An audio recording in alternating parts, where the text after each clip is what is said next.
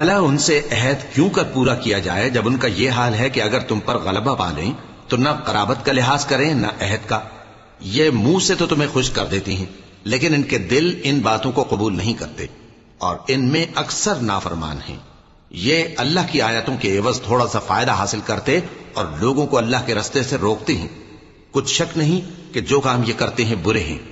یہ لوگ کسی مومن کے حق میں نہ تو رشتہ داری کا پاس کرتے ہیں نہ عہد کا، اور یہ حد سے تجاوز کرنے والے ہیں. اب اگر یہ توبہ کر لیں اور نماز پڑھنے اور زکات دینے لگیں تو دین میں تمہارے بھائی ہیں.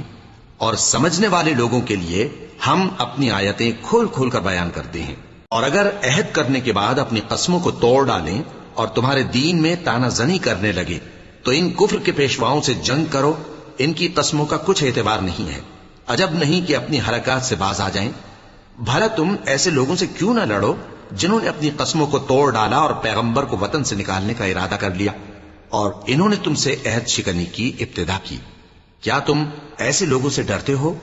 سو ڈرنے کے لائق تو اللہ ہے اگر تم ایمان والے ہو. ان سے خوب لڑو. اللہ ان کو تمہارے ہاتھوں سے عذاب میں ڈالے گا اور انہیں رسوا کرے گا اور تم کو ان پر غلبہ دے گا اور مومن لوگوں کے سینوں کو شفا بخشے گا.